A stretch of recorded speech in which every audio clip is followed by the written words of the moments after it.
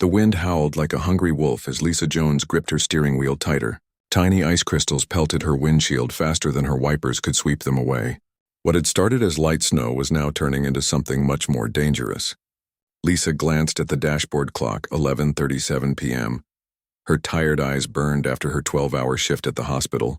Just 8 more miles to home, to her warm bed and the leftover stew waiting in her fridge. Should have left earlier, she muttered to herself, leaning forward to peer through the thickening curtain of white.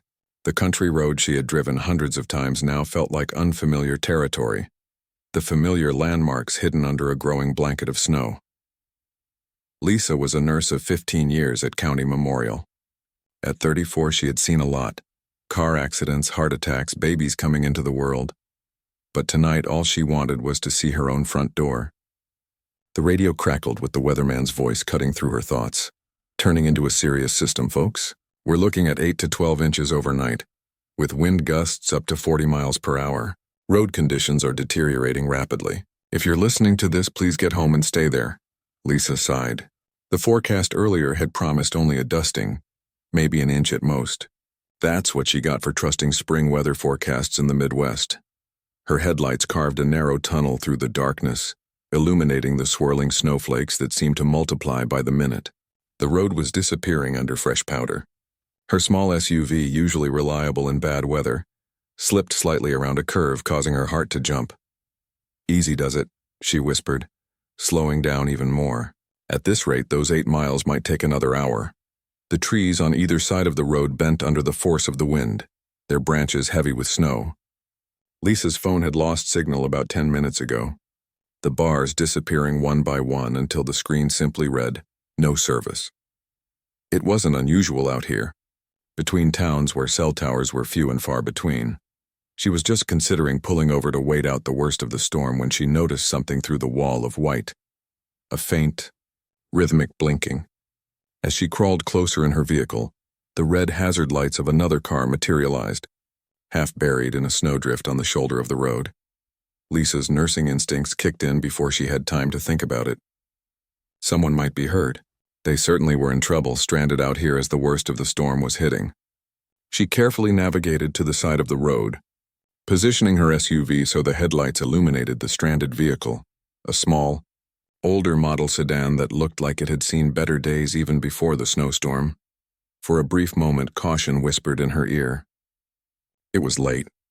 She was alone, but the thought of someone trapped in this weather, possibly hurt, possibly with children, overcame her hesitation. Lisa zipped her coat up to her chin, pulled on her gloves, and grabbed the flashlight she kept in her glove compartment. Opening her door was like pushing against a solid wall of wind and snow. It nearly took her breath away as she stepped out, her boots immediately sinking several inches into fresh powder. "Hello?" she called, her voice swallowed by the howling wind. "Is anyone there? Do you need help?" The sedan's windows were frosted over, making it impossible to see inside. Lisa trudged through the snow, one hand shielding her eyes from the stinging ice crystals.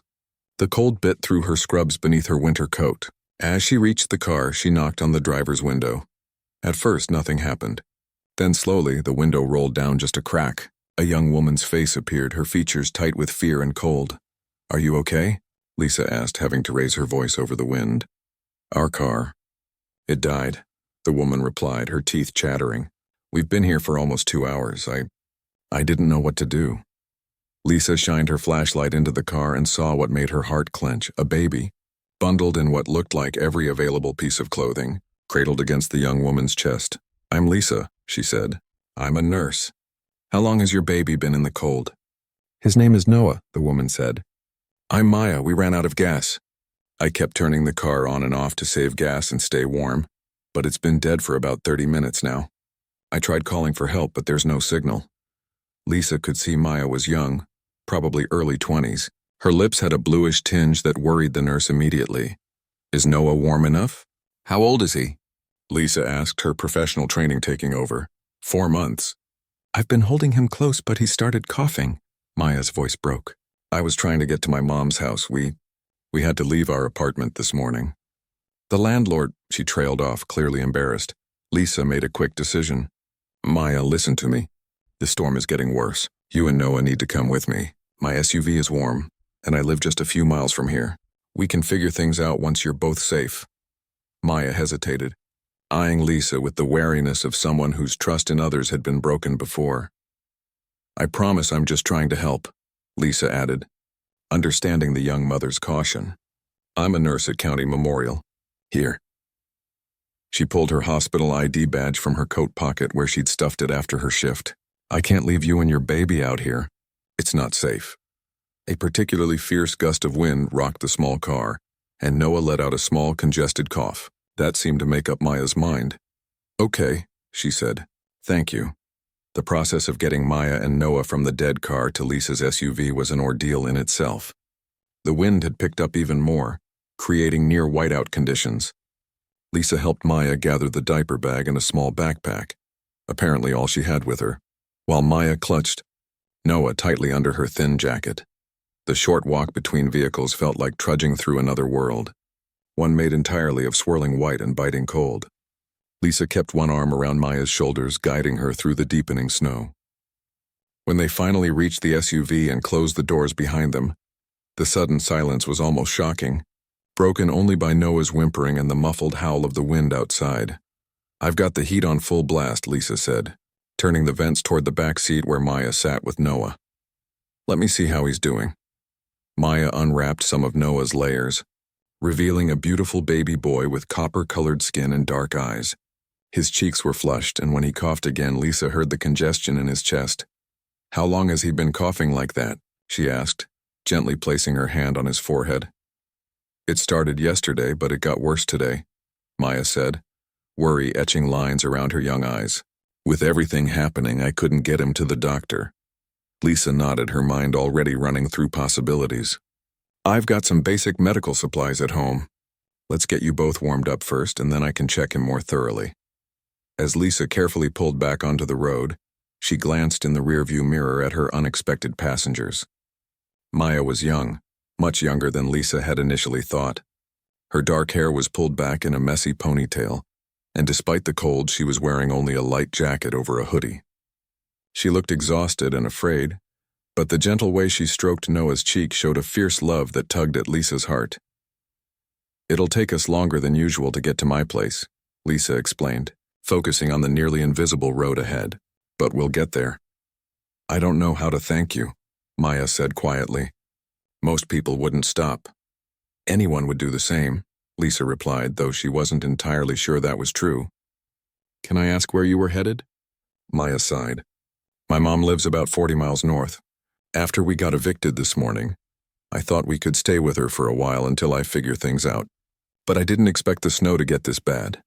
Lisa nodded, keeping her eyes on the road as they crawled along at barely 15 miles per hour. The SUV slipped occasionally on hidden patches of ice, making her grip the wheel until her knuckles turned white. We'll be okay, Lisa said, as much to herself as to Maya. My house isn't fancy, but it's warm and safe. You and Noah can rest there until the storm passes. What would normally be a 10-minute drive stretched into nearly 45 minutes of tense navigation through the worsening blizzard. Each mile was a victory against the elements, and Lisa could feel fatigue weighing on her. But every time she heard Noah's congested cough from the back seat, she found new determination. Finally, the outline of her farmhouse appeared through the snow, a sturdy 2-story structure that had weathered many Midwestern storms before this one. The porch light she'd left on that morning was a beacon guiding them home. We made it, Lisa said, relief washing over her as she pulled into her driveway. The snow was already piling up against the garage door. Maya looked out the window at the house, clutching Noah a little tighter. It looks nice, she said softly, as Lisa put the SUV in park and turned to look at the young mother and baby she'd rescued from the storm. She had no way of knowing that this night, this simple act of stopping to help, would change all their lives forever. She only knew that right now they needed warmth, rest, and care, things she could provide. Welcome to my home, Lisa said with a tired smile. Let's get you both inside where it's warm. The short walk from the SUV to Lisa's front porch felt like trudging through another world. The snow whipped around them in angry swirls, already piling up past their ankles. Lisa kept one arm firmly arow, and Maya's shoulders as the young mother clutched baby Noah tightly against her chest, trying to shield him from the biting wind. Almost there, Lisa encouraged, fishing her house keys from her coat pocket with her free hand. Her fingers felt clumsy with cold as she fumbled with the lock. Finally, the door swung open, and they stumbled into the blessed stillness of the house. The sudden absence of howling wind made their ears ring as Lisa quickly shut the door behind them, sealing out the storm. The warmth of the house enveloped them like a gentle hug. "Let me turn up the heat," Lisa said, moving to the thermostat. "Make yourselves comfortable. The living room is through there." Maya stood awkwardly in the entryway, dripping melting snow onto the welcome mat, as if afraid to move further into the stranger's home. Noah let out another troubling cough, the sound deeper and more congested than before. Lisa returned and noticed Maya's hesitation. "It's okay," she said softly. "Really. Come sit down and let's get you both warm." She led the way into a cozy living room where a comfortable-looking couch faced a small fireplace. Family photos lined the mantel and a colorful quilt was draped over the back of the couch. "I'll get a fire going," Lisa said, kneeling at the fireplace. "Why don't you take off those wet things? I can find something dry for you to wear." As Lisa stacked kindling and logs, Maya gently laid Noah on the couch and began unwrapping him from his many layers. The baby's face was flushed, his dark eyes glassy. When he coughed again, his tiny body shuddered with the effort. Lisa glanced over, her nurse's eyes taking in the baby's condition. "How long has his cough been that deep?" "It got worse in the car," Maya admitted, her voice tight with worry. "He had a little cold before, but now—" She trailed off, placing her palm on Noah's forehead. Lisa got the fire started, the first flames licking at the dry wood, then came over to look at Noah more closely. She knelt beside the couch, her professional demeanor taking over. "May I?" she asked, and at Maya's nod, she gently placed her hand on Noah's forehead. "He's running a fever. Let me get my medical bag." While Lisa hurried to retrieve her supplies, Maya took in her surroundings. The house was modest but welcoming, clearly a home rather than just a place to live. Photos showed Lisa with what must be family members. An older couple who shared her smile, a younger woman who looked like she might be a sister. Lisa returned quickly with a bag of medical supplies and a stack of folded clothes. "These might be big on you, but they're warm and dry," she said, setting the clothes aside. "Let me check Noah first." With gentle, practiced movements, Lisa examined the baby, listening to his lungs with a stethoscope, checking his temperature, and looking in his ears and throat. "His lungs sound congested, and he has a fever of 100.8, she reported. "I think he's developing bronchiolitis. It's common in babies his age, especially during cold and flu season." "Is it serious?" Maya asked, her eyes wide with fear. "Should we try to get to a hospital?" Lisa looked toward the window where snow was now pelting against the glass, driven by fierce winds. In this storm, it would be dangerous to try. "The hospital is 30 minutes away in good weather." She paused, considering. "I have some medication that can help bring down his fever and make him more comfortable. I think the safest option is to treat him here for now and see how he responds." Maya nodded, clearly torn between worry for her son and trust in the stranger who had already done so much for them. "First, let's get you both warm and dry," Lisa said, handing Maya the clothes. "The bathroom is down the hall, first door on the left. I'll make something hot to drink and find something for Noah, too." While Maya changed, Lisa moved quickly around her kitchen, putting a kettle on for tea and warming some soup she'd made the day before. From her medical supplies, she prepared infant fever reducer and gathered what she would need to help ease Noah's breathing. When Maya returned, she looked younger than ever in Lisa's oversized sweater and sweatpants, her wet hair pulled back in a fresh ponytail. She had Noah with her, now dressed only in his diaper and a clean onesie from Maya's diaper bag. "I think that's better," Maya said. "He felt so hot in all those layers." Lisa nodded approvingly. "That's good thinking. Let's give him this medicine to help with the fever." As they worked together to give Noah the medication, the baby fussing slightly at the unfamiliar taste, the lights flickered once, twice, and then went out completely, plunging the house into darkness except for the orange glow from the fireplace. "Power's out," Lisa sighed, unsurprised. "The lines go down pretty easily out here during bad storms." "Will it be okay?" Maya asked, instinctively holding Noah closer. "How long will the heat last?" "The fireplace will keep this room warm," Lisa assured her. "And I've got plenty of candles, blankets, and even a camp stove for cooking if needed." "We'll be fine." The wind rattled the windows as if challenging her statement, Outside, the world had disappeared into a swirling white void. Inside, the fireplace cast dancing shadows across the walls as Lisa moved around the room lighting candles, creating islands of warm light in the darkness. Good thing the kettle was just about ready, she said, setting 2 mugs of tea on the coffee table. And I've got soup warming on the fireplace. Maya accepted the mug gratefully, wrapping her cold hands around its warmth. Thank you, she said, her voice barely audible over the howling wind. I don't know what would have happened if you hadn't come along. Lisa sat beside her on the couch. You don't need to thank me. Anyone would have done the same. No. Maya shook her head firmly. Most people wouldn't stop. Especially not for someone like me. Something in her tone made Lisa look at her more closely. What do you mean, someone like you? Maya stared into her tea. Young, broke, with a baby and no place to go. People judge. They think I made bad choices or that I'm looking for handouts. Everyone needs help sometimes, Lisa said gently. Life happens to all of us in ways we don't expect. Noah stirred in Maya's arms, coughing again but less harshly than before. The medicine seemed to be helping. Do you mind if I ask what happened?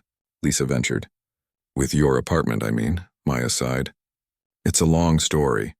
Well, Lisa gestured to the window where the storm raged unabated. It looks like we have time. A small smile ghosted across Maya's lips. I guess we do. She adjusted Noah in her arms, his eyes now closed in uneasy sleep. I was in nursing school when I found out I was pregnant. Noah's father. She hesitated. He didn't want anything to do with us. Said he wasn't ready to be a dad. Lisa nodded, saying nothing, allowing Maya to continue at her own pace. I tried to keep up with classes, but the morning sickness was really bad. I had to drop out. I was working as a waitress, saving what I could, but when Noah came early, the medical bills. She shook her head. I've been playing catch-up ever since. Last month I had to choose between paying rent and buying Noah's medicine when he got sick. I chose the medicine. Any parent would have, Lisa assured her. My landlord didn't see it that way, Maya said, bitterness edging her voice. He gave me notice, but I thought I had another week. Then this morning he showed up with the sheriff. Said there had been a misunderstanding about the dates. Her eyes glistened in the firelight. We had an hour to pack whatever we could carry. Lisa felt anger rise in her chest at the thought of this young mother and her baby being thrown out in winter. That's not right. It's legal, though, Maya shrugged. Anyway, I called my mom. Things between us haven't been great since I got pregnant, but she said we could stay with her until I figure something out. I thought we'd make it there before the storm hit. She looked down at Noah. I should have known better. Should have checked the weather more carefully. You did your best with an impossible situation, Lisa said firmly, and you're here now, safe and warm. The fire popped and crackled, sending a shower of sparks up the chimney. Outside, the storm showed no signs of letting up. Snow now piling against the windows in drifts. I should check on the soup, Lisa said, moving to the fireplace where she'd hung a small pot on a hook in the flames. The rich aroma of chicken and vegetables filled the room as she stirred it. That smells amazing, Maya admitted. I can't remember the last time I had homemade soup. Lisa smiled. My grandmother's recipe. She claimed it could cure anything from a cold to a broken heart. She ladled the soup into bowls and they ate by firelight, the warmth spreading through them from the inside out. Noah slept more peacefully now, his breathing still congested but less labored. As the evening wore on, Lisa prepared a makeshift bed on the couch for Maya and Noah, piling it high with blankets and pillows. She showed Maya where she'd be sleeping just down the hall, in case they needed anything during the night. I'll check on Noah every couple of hours, Lisa promised. The medicine should help him through the night, but wake me if anything changes or if you're worried. Maya nodded, settling onto the couch with Noah nestled beside her. The firelight painted their faces with a golden glow, making them look like figures in an old painting, a Madonna and child seeking refuge from a storm. Lisa, Maya said, as Lisa turned to go to her room. Thank you. Not just for stopping, but for... She gestured around them at the fire, the empty soup bowls, the cozy blankets. All of this, for not judging. Those words would prove to be, or how their lives would remain intertwined long after the snow melted. 3 days after the blizzard, the rumble of snowplows finally reached Lisa's rural road. The sun shone brilliantly on the vast white landscape, making it almost painful to look at without sunglasses. Inside the farmhouse, life had fallen into a surprisingly comfortable routine. Noah's health had improved steadily under Lisa's care, his congestion clearing and fever gone. The power had been restored the previous afternoon, bringing with it the simple joys of hot showers and electric lights. Maya stood at the kitchen window, watching as the massive county plow carved a path through the snow-buried road. "Looks like we're rejoining civilization," she said, a note of something like regret in her voice. Lisa looked up from where she was making pancakes on the stove. "About time. Though I have to admit, it's been kind of nice being cut off from the world for a few days." "It really has," Maya agreed, turning from the window. She hesitated before adding, "I should try calling my mom now that the phones are working." Lisa nodded, flipping a pancake. Of course, she must be worried. After breakfast, Maya made the call while Lisa played with Noah on a blanket spread on the living room floor.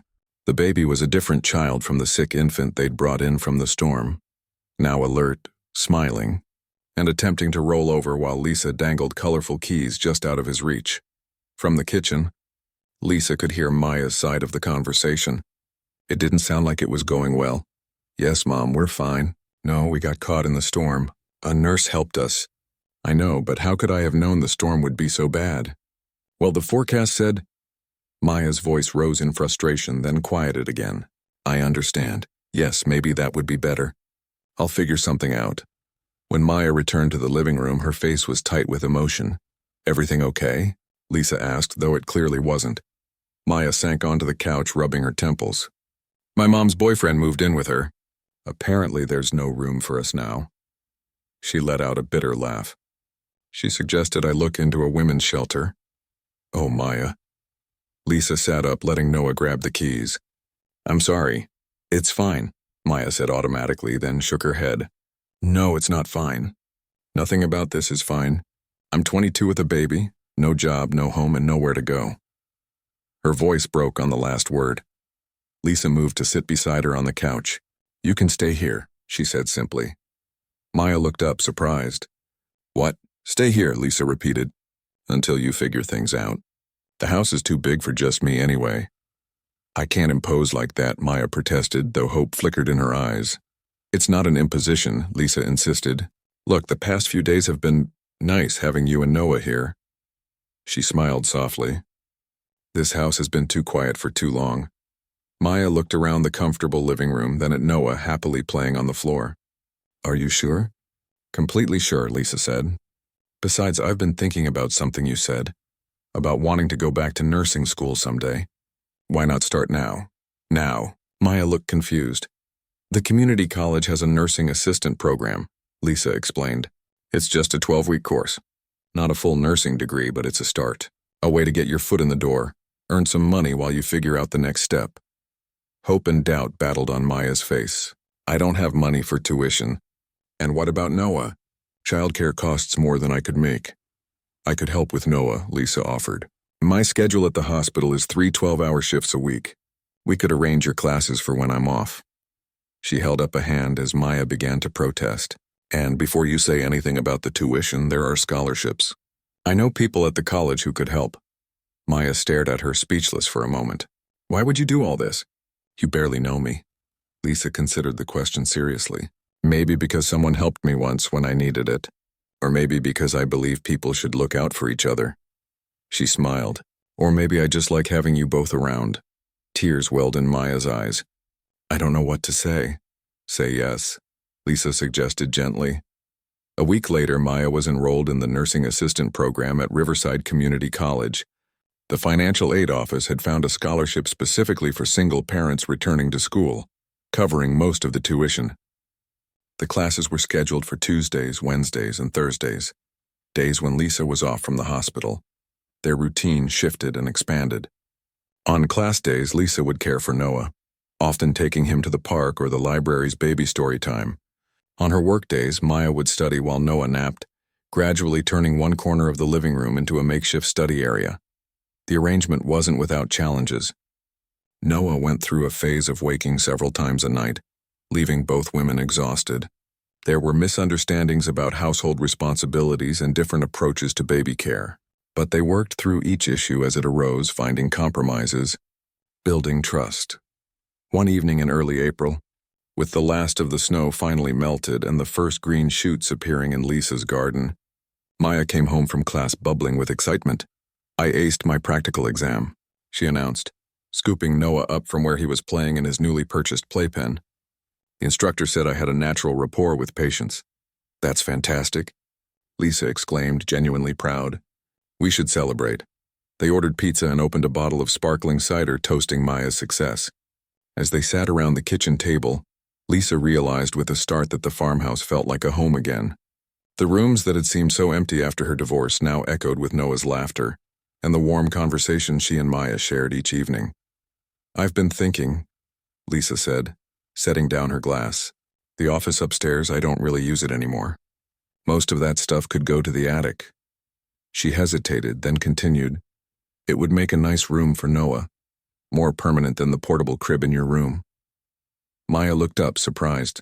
"You mean, for how long we're staying here?" Lisa chose her words carefully. "For as long as you both want to stay. No pressure either way. I just thought it might be nice for him to have his own space. And for you too." Maya was quiet for a long moment, her eyes shining with unshed tears. "Lisa, I don't know how I'll ever repay you for everything you've done." "You don't need to repay me," Lisa said firmly. "That's not what this is about." "Then what is it about?" Maya asked softly. Lisa considered the question. "Maybe it's about second chances, for all of us." That weekend, they transformed the dusty office into a nursery. They painted the walls a soft green, assembled a proper crib that Lisa had ordered online, and hung colorful animal prints Maya had found at a thrift store. As they worked, they talked about the future. Maya's dreams of eventually becoming a registered nurse, Lisa's plans to cut back her hours at the hospital, maybe even take a teaching position at the college. "Do you think we're crazy?" Maya asked as they stood back to admire their work. "This whole arrangement?" Lisa laughed. "Probably. But it works, doesn't it?" It did work, in ways neither of them could have predicted that snowy night 3 months earlier. The house that had once felt too empty to Lisa now felt just right. The future that had seemed so uncertain to Maya now held promise and possibility. As spring bloomed around the farmhouse, something else was blooming inside it, a family. Unconventional perhaps, but no less real for that. A family forged in a snowstorm and built on mutual respect, shared goals and genuine care. One evening, as they sat on the porch swing watching the sunset, Noah sleeping peacefully in Maya's arms, Lisa found herself filled with a contentment she hadn't felt in years. "Thank you," she said suddenly. Maya looked over, puzzled. "For what?" "For staying," Lisa said simply. "For making this house feel like a home again." Maya smiled, a full, genuine smile that reached her eyes. "Thank you for stopping that night. For seeing us as people worth helping, not problems to avoid." As twilight settled over the farmhouse, they rocked gently on the porch swing. Two women from different generations and backgrounds, connected by circumstance but staying by choice. Neither could have predicted where that snowy night would lead, but both were grateful for the unexpected path their lives had taken. The future would hold its own challenges, of course, but they would face them together, Lisa, Maya, and little Noah, the family they had chosen. 3 years later, on a crisp winter morning much like the one when they first met, Lisa stood in the crowded auditorium of Riverside Community College, craning her neck to see the stage. Beside her, 3-year-old Noah bounced excitedly in his little dress shoes and button-up shirt. "When's Mama coming?" he asked for the 5th time, his dark eyes wide with anticipation. "Soon, buddy," Lisa assured him, adjusting the small bouquet of flowers they'd brought. "They're calling the graduates in alphabetical order. Remember, Mama's last name is Gonzalez, so she'll be in the middle." Noah nodded solemnly, as if processing this important information. "And then we celebrate?" Lisa smiled, ruffling his thick dark hair. "Then we celebrate big time." The ceremony continued, each graduate crossing the stage to receive their nursing degree. Lisa felt a familiar swell of pride when the announcer finally called, "Maya Gonzalez, Associate Degree in Nursing with Honors." Maya appeared on stage, tall and confident in her cap and gown, a far cry from the frightened young mother Lisa had found in a snowbound car 3 years earlier. As she accepted her diploma, her eyes scanned the crowd until she found Lisa and Noah. Her smile widened and she gave them a small wave. That's my mama, Noah shouted loud enough for those around them to hear. A ripple of indulgent laughter went through the nearby audience members. Lisa lifted him up for a better view. Yes, that's your mama, and we're so proud of her, aren't we? Noah nodded enthusiastically, clapping his small hands. After the ceremony, they found Maya amidst the crowd of graduates and well-wishers. Noah broke free from Lisa's hand and ran to his mother, who scooped him up in a tight hug, careful not to crush her diploma.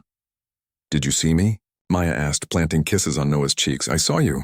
You were the best one, Noah declared with a child's unflinching loyalty. Lisa approached more slowly, taking in the sight of Maya in her graduation regalia. Congratulations, graduate, she said, handing over the flowers. You did it. Maya's eyes shone with tears and triumph. We did it, she corrected, pulling Lisa into a one-armed hug, Noah still balanced on her hip. I never would have made it without you. Later that evening, back at the farmhouse they all now called home, the celebration continued. Lisa had invited several friends and co-workers, and Maya's classmates dropped by as well. The house buzzed with conversation and laughter. I still can't believe County Memorial offered me a position right out of school, Maya said as she and Lisa stood in the kitchen, preparing more snacks for their guests. I can, Lisa replied. Your clinical supervisors raved about you. Besides, the hospital knows talent when they see it. What Lisa didn't say was how she'd quietly put in a good word for Maya with the nursing director. Not that Maya needed the help. Her grades and clinical evaluations spoke for themselves. But Lisa had wanted to make sure the hospital didn't overlook the promising new graduate.